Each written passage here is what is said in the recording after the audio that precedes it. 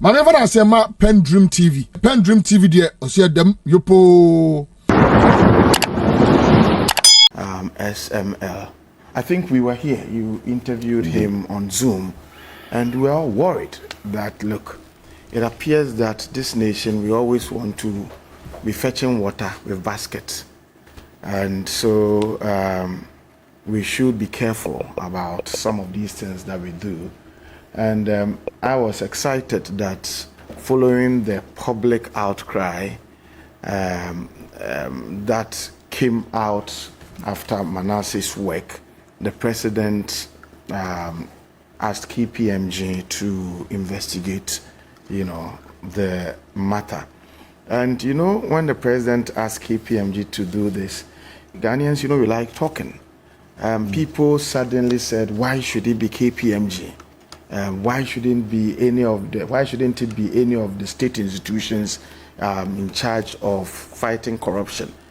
And I said that Ghanaians, whatever you do, they will talk.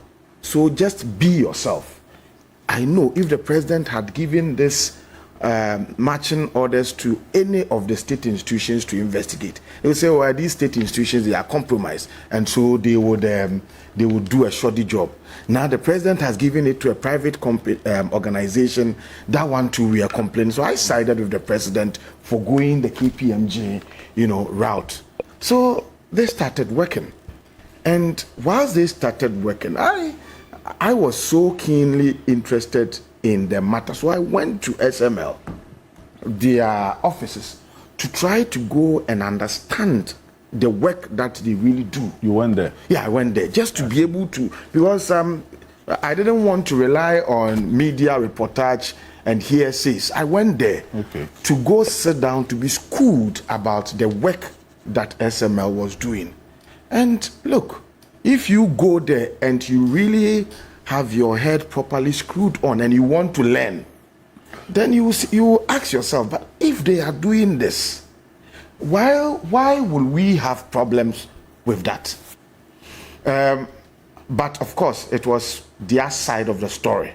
Okay, they are telling us that if these tankers, they go and they draw the petroleum products and say we are moving it from venue position A or venue A to venue B, they will tell you that, well, we have, if you like, 10 barrels of petrol in the tank. That's what they will announce. But they may have picked maybe 15.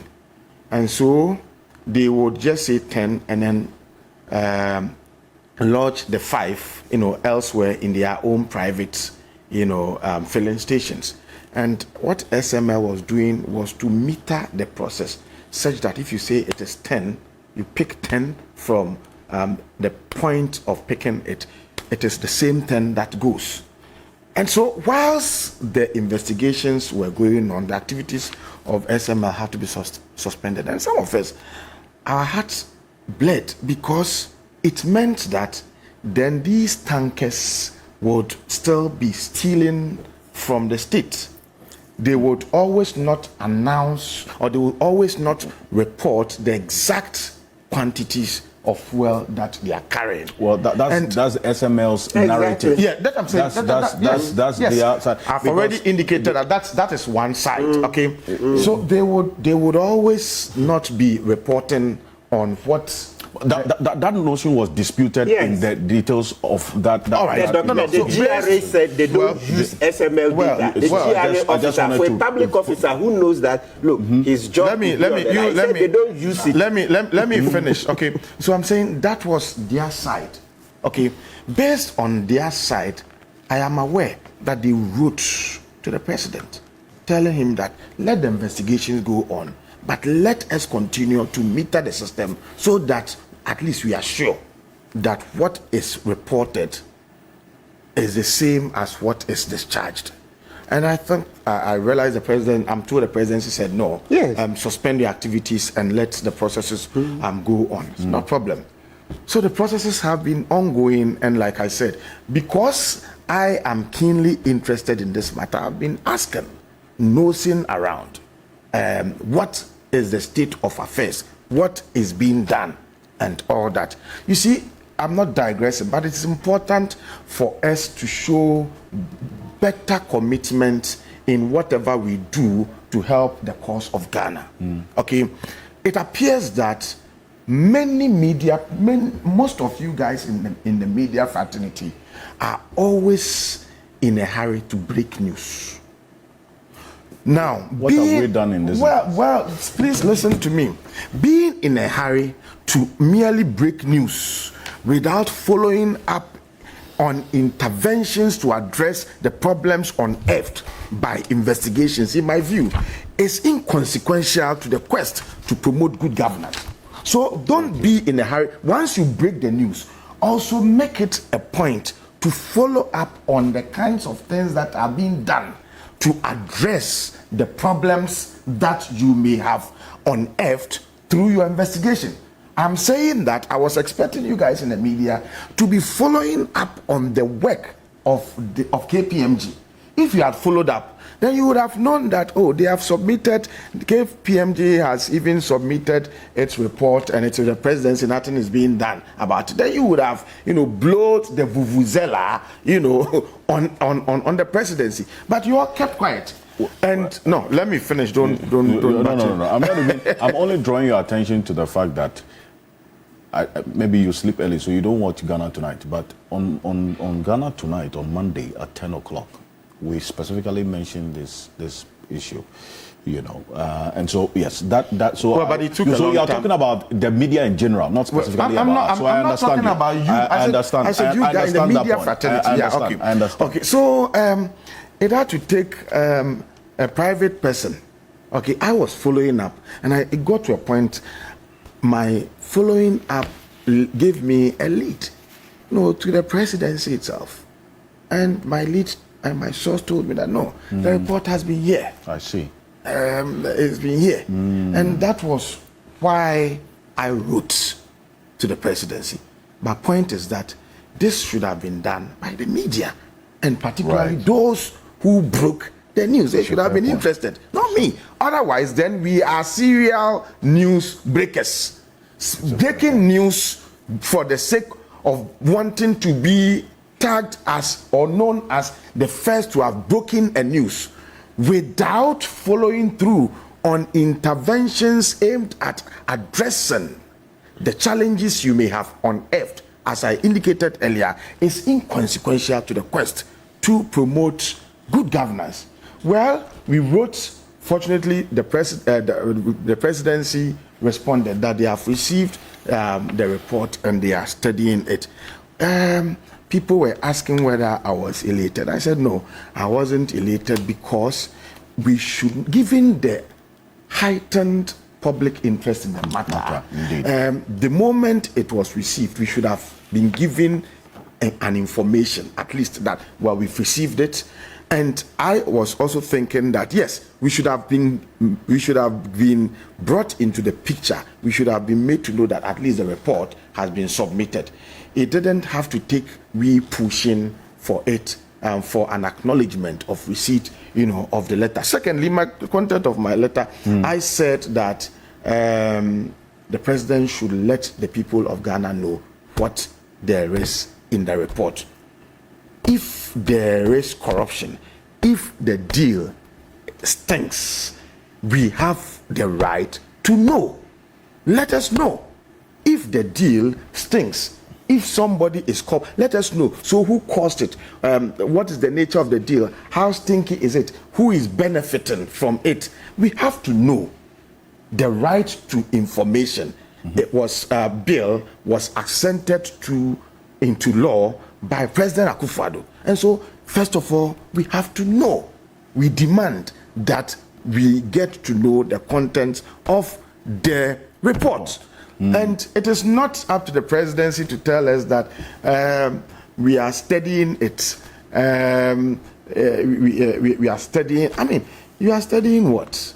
You cannot study the document in perpetuity. I think that KPMG would have written in a simple English language that if you spend about 1 hour, 2 hours, you'll be able to read and digest it. We shouldn't allow the presidency to tell us that we are studying the document and in due course we would act or something. Because in Ghana, every now and then new things are happening. And so we don't want a situation where other new things come in to just torpedo what should be on the front burner of public discourse. We don't want that. And the other thing that I want to, the other point I want to make is that I plead with President Akuffo Addo because, see, my teacher, Professor Gyampo, once said openly, I don't know whether on this network, but he said, I listened to him on radio, I watched him on TV, he said, look, as for President Akuffo Addo, his track record in the fight against corruption is in tatters. He said it. I said, hey, my teacher, what are you saying? And when I was sad that he could give such damning judgment of the track record of President Akuffo Addo in the fight against corruption, and I'm telling him that all is not lost.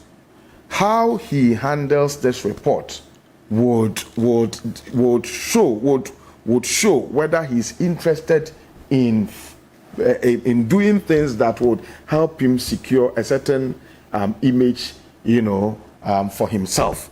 So if there is corruption in the deal, let us know. If there is no corruption in the deal, and that we have also unnecessarily run somebody's image in the mud, let us know. It is up to us up to the presidency to take this kind of bold step and initiative to ensure that we are all brought into the picture. And I believe that it will help him. It will help him inch closer to a certain legacy that would reduce the derogatory description of his track record in the fight against corruption as being in tatters. But if he chooses to go the route that he's gone with us as a people of Ghana for so many years, for the past 7 years, he's gone a route with us of not listening to whatever we say. I don't care about whatever you do, but I will not listen.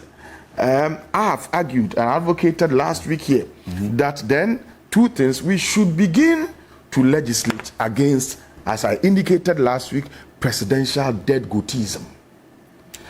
What does that mean? Presidential, don't you know dead goat?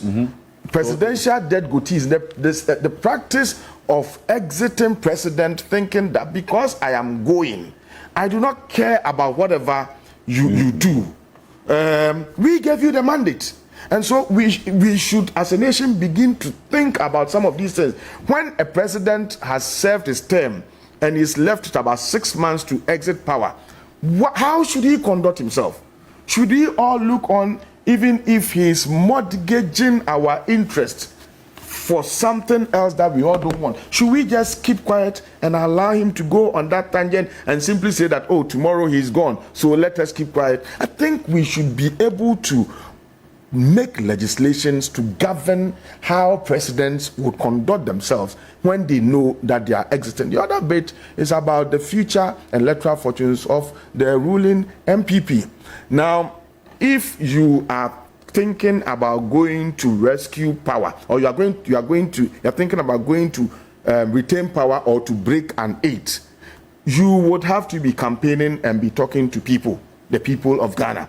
Now, if the good people of Ghana are demanding that, this is the route we want to go, this is what we want, this is what we don't want, and you have a certain president who is exiting, saying that to hell with what you are saying, I'm not going to listen, then it is going to make, then the certain president is going to make it difficult for the party that birthed him to achieve their dream of breaking the 8 that they want to break. And so I'm arguing that if there are courageous and bold people within the MPP, then they must begin to put in place mechanisms and interventions that would rescue their party from the claws of the exiting president, so that they can think carefully, they can know what to do to break the 8. But if they want to sheepishly keep quiet whilst the president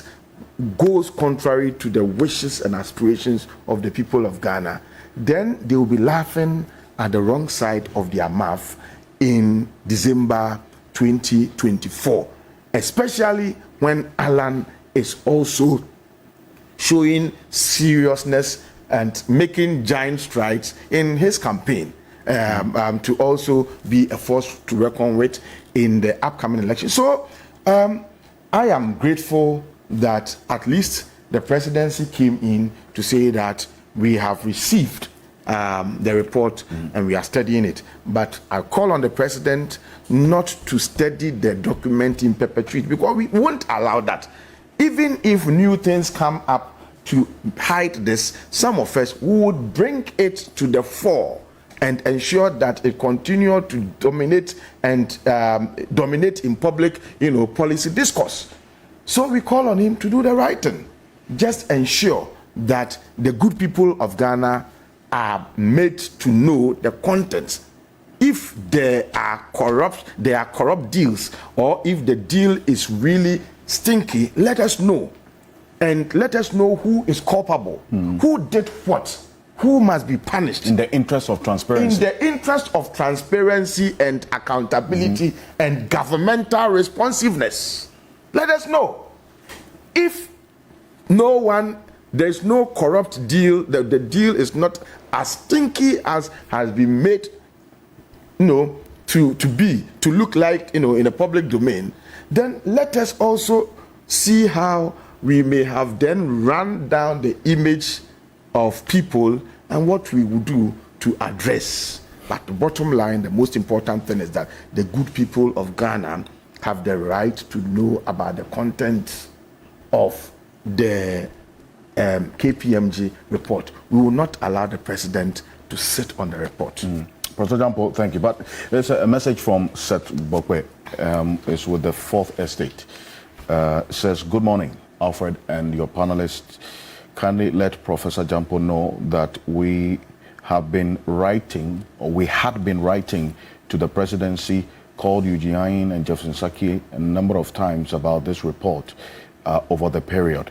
The number of stories we have written on the back of the SML story was to ensure that this matter stays in the public domain for as long as the report has not been made public by the president, or any news of the report being submitted to the presidency until. So it's just I accept that. I mean, if this is what they were doing, but the point is that they were fighting SML in the public, and they were fighting, the activities were done publicly. So I was expecting, I would have loved to see that some of these letters that they were writing were also in the public domain, so that we all know that what is being done.